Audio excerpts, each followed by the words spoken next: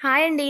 అందరూ ఎలా ఉన్నారు? నేనైతే చాలా చాలా బాగున్నాను. మీకోసం అయితే డైలీ నేను ఏదో ఒక రెసిపీని ప్రిపేర్ చేస్తున్నాననమాట మీకు వీడియోలో చూపించడానికి. ఈరోజైతే నేను మీకోసం ప్రాన్స్ బిర్యానీ అయితే డిఫరెంట్‌గా నా స్టైల్‌లో ఎలా చేయాలో చూపిస్తాను.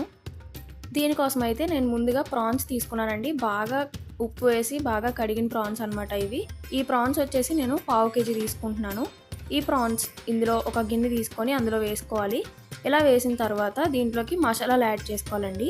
మసాలాలైతే ఇక్కడ చూపిస్తున్నాను కదా! చికెన్ మసాలా 1 టేబుల్ స్పూన్, కారం 1 టేబుల్ స్పూన్, ఉప్పు తగినంత, పసుపు చిటికెడు, ధనియాల పొడి 1 టేబుల్ స్పూను, కసూరి మేతి ఒక పావు స్పూను, పెప్పర్ కూడా వేసుకోవాలండి. పెప్పర్ ఒక అర స్పూన్ వరకు వేసుకోవాలి.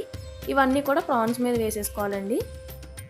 దీని తర్వాత మనం ఇందులోకి పెరుగునైతే యాడ్ చేసుకోవాలి. పెరుగు మీరు ఏ కర్డ్ తీసుకున్నా పర్వాలేదు కానీ ఇందులోకి మనం ఒక అరకప్పు వరకు పెరుగునైతే తీసుకోవాలన్నమాట.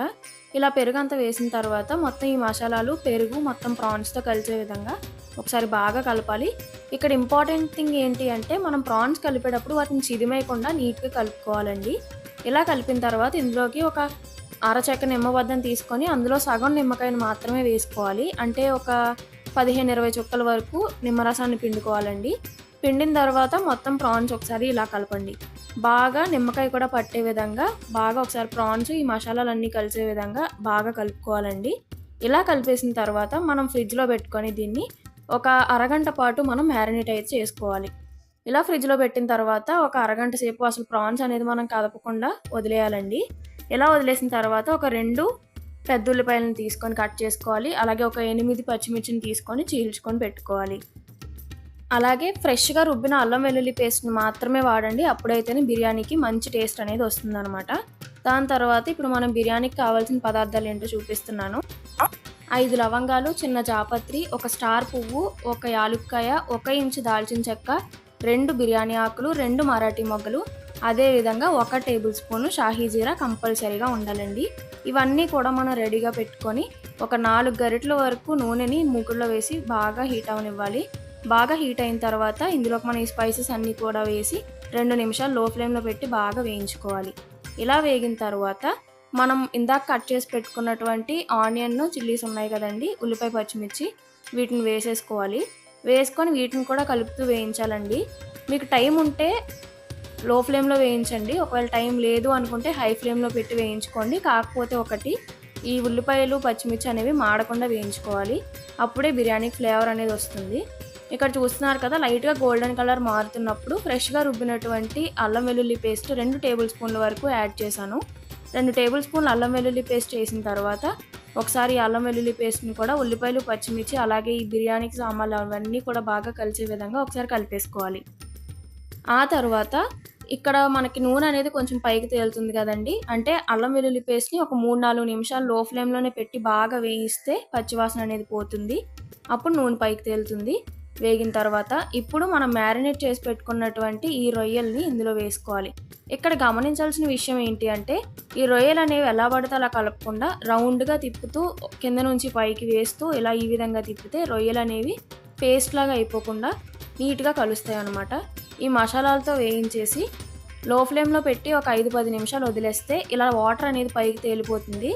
అప్పుడు మనకి ఓ పక్కన రొయ్య చూస్తే గనక వైట్ కలర్‌లోకి మారిపోతుంది. అంటే ప్రాన్ కూడా బాగా వేగింది, ఉడికింది అని అర్థం అనమాట. ఇలా వేగేంత వరకు కూడా మనం అస్సలు ప్రాన్స్‌ని అయితే కదపొద్దండి. పెరుగులోని అలాగే ఈ స్పైసెస్ అన్నీ కూడా బాగా పట్టాలి వాటికి. ఇక్కడైతే ఇంకా సేపు వేయిస్తే ఇక ఆయిల్ పైకి తేలుతుంది కదా! ఇలా తేలిన తర్వాత నేను 4 గ్లాసుల వరకు వాటర్ అయితే వేసుకున్నాను.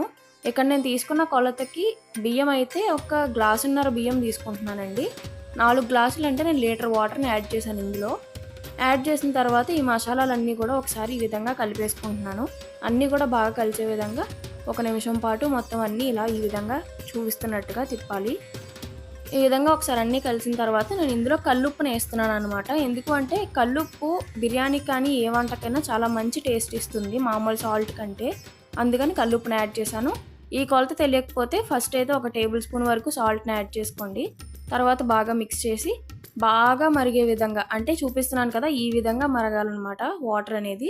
ఇంత మరిగే వరకు మనం వెయిట్ చేయాలి. అలాగే ఇది వేగిన తర్వాత బియ్యాన్ని ఇందులో వేసే ముందు ఒకసారి టేస్ట్ చూసి సాల్ట్ అంతా సరిపోయింది లేదు అనేది ఆ తర్వాత మాత్రమే బియ్యం యాడ్ చేసుకోండి. గ్లాసున్నర వరకు బియ్యం అయితే ఇందులో యాడ్ చేశాను నేను. నీళ్ళల్లో సాల్ట్ మరిగిన తర్వాత మనకు వాటర్ అనేది ఉప్పు నీళ్ళలాగా అనిపించాలి, అంత సాల్టీగా ఉండాలన్నమాట. అప్పుడైతేనే మీరు బియ్యం యాడ్ చేయండి. లేదు అంటే మరలా కొంత సాల్ట్ యాడ్ చేసి అప్పుడు బియ్యం యాడ్ చేసుకోండి. యాడ్ చేసిన వెంటనే ఒకసారి కలిపేయండి, ఎందుకంటే బియ్యం ఉండలు కట్టకుండా ఉంటుంది.